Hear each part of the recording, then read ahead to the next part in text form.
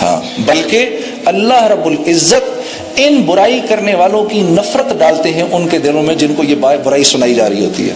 جی ہاں، یہ ہمارے ایمان کا حصہ ہے. ایمان کی جو 70 شقیں ہیں نا، اس میں سے ایک شق اپنے ملک سے محبت کرنا ہے، کہ اپنے ملک سے محبت کی جائے.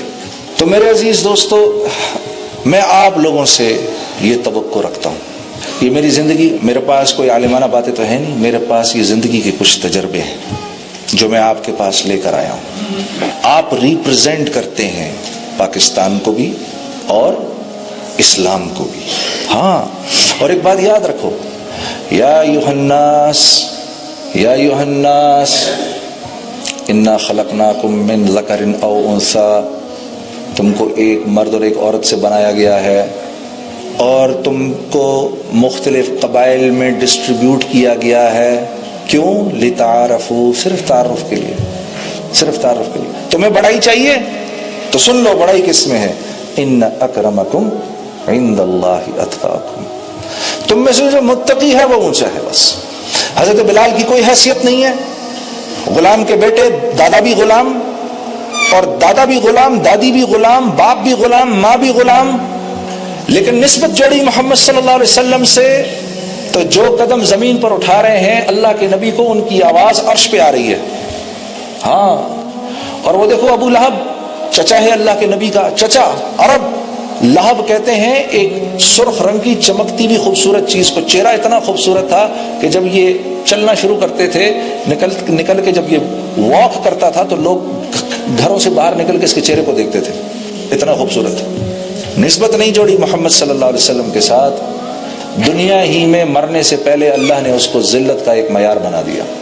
ہاں، تم نے یہ بات سارے کے سارے عالم تک لے کے جانی ہے.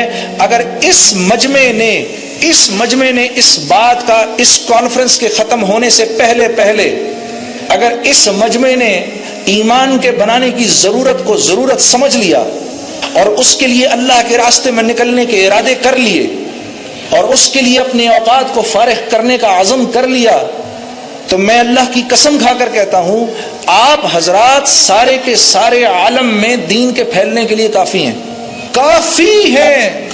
وہ ایک مصعب بن عمیر ہی تو تھے، 17 سالہ نوجوان. مجھے کوئی ایسا دوسرا نوجوان لا کے دو 17 سال کی عمر کا جس نے اپنی زندگی کی اتنی صحیح قیمت لگائی ہو جو مصعب بن عمیر نے لگائی. سارے کے سارے انصار، سارا کا سارا قبیلہ اوس، سارا کا سارا قبیلہ خزرج، یہ 2 قبیلے تھے انصار کے مدینے میں. اس 17 سال کے نوجوان کے ہاتھ پر مسلمان ہوئے میرے عزیز دوستو. پھر احد کی جنگ میں اللہ رب العزت نے ان کو شہادت کا مرتبہ دیا. جتنی بڑی جنت ملا کے ان انصار کو ملے گی، اتنی ایک بڑی جنت اللہ کی طرف سے مصعب بن عمیر کو ملے گی.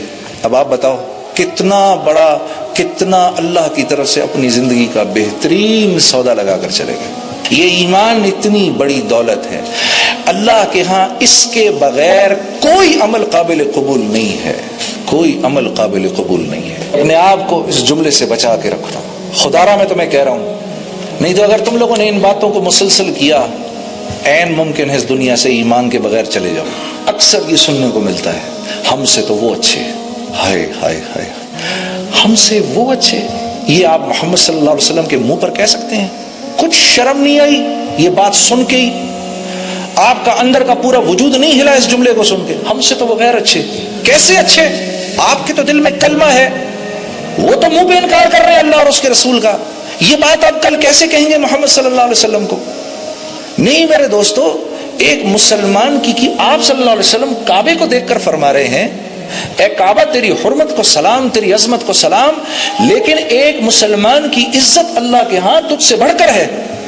ایک روایت میں آتا ہے اللہ کے لیے یہ بات آسان ہے کہ 7 زمین اور 7 آسمانوں کو توڑ دے، بجائے اس کے کہ ایک مسلمان کی عزت کی ہتک ہو. اب آپ مجھے بتاؤ، جس اللہ کے اس پر کلمہ لکھا ہو اور یہ نیچے گرا ہوا ہو، آپ اس کو اٹھائیں گے، صاف کریں گے، جیب میں ڈالیں گے، کہیں رکھ کے کسی اوپر جگہ پہ رکھ دیں گے. اس پرچے کی تو آپ کی نظر میں اتنی قیمت ہے. تو وہ مسلمان جس کے دل میں کلمہ ہے، میں دراصل اس کو تو کم سمجھوں، ان غیروں کو اونچا سمجھوں. شیطان نے ان کے پاس جا کر کرنا کیا ہے؟ وہ تو ان بیچاروں کو لے کے جا رہا ہے. یہ تو ہمدردی کے لائق ہیں یہ بیچارے.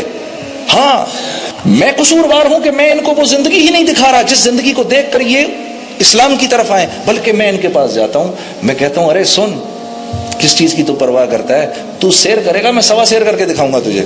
برمنگھم میں ہماری ایک جماعت گئی تو ایک مسلمان بھائی کو جا کے دعوت دینے لگے، تو اس نے کہا کہ اور میں مسلمان ہوں بھائی، مجھے دعوت نہ دو، یہ غیر مسلم ہے، سامنے جا کے اس کو دعوت دو۔ انہوں نے کہا جی ٹھیک ہے، ہمیں اس کے پاس لے جائیں۔ تو وہ ساتھیوں کو لے کر ادھر چلا گیا۔ ادھر جب گیا تو جو غیر مسلم تھا وہ اس کو کہتا ہے تو مجھے چاہتا ہے میں مسلمان ہو جاؤں، میں اس کی طرح ہو جاؤں، میری تو ایک گرل فرینڈ ہے، یہ روز ایک بدلتا ہے، میں ویکنڈ پہ شراب پیتا ہوں، یہ روز شراب میں دھت رہتا ہے، میں تو کبھی سال میں ایک دفعہ جا کر کسینو جاتا ہوں، اس کے گھر میں جوا ہوتا ہے، میں اس کی طرح ہو جاؤں۔ جب یہ ہم زندگی ان کو دکھائیں گے تو قصوروار ہم ہوں گے، اب اللہ کی مار براہ راست ہم پر پڑے گی۔ تو یہ لوگ تو رحم کھانے کے لائق ہیں، ان سے ہمدردی ضروری ہے میرے دوستوں، نفرت نہیں۔ انبیاء کا یہ مزاج ہوا کرتا تھا، انبیاء کا یہ مزاج ہوا کرتا تھا کہ انبیاء غیروں سے دل میں انتہائی شفقت رکھتے تھے۔ ہاں، اور جو غیروں سے دل میں شفقت نہیں رکھے گا، اللہ رب العزت اس سے اپنے دین کا کام نہیں لیں گے، کیونکہ یہ کام انبیاء کا کام ہے۔ جب تک انبیاء کے مزاج پر نہیں آئیں گے اس وقت تک یہ کام اللہ نہیں لیں گے، ہم اپنے آپ ہی کو بیوقوف بناتے رہیں گے، خوش فہمی میں رہیں گے۔ لیکن یہ ہم سے بہتر ہو گئے، یہ آپ اور میں پھر محمد صلی اللہ علیہ وسلم کو کیا شکل دکھائیں گے؟ یا رسول اللہ آپ کے کلمے کی تو ہماری نظر میں کوئی قیمت ہی نہیں تھی۔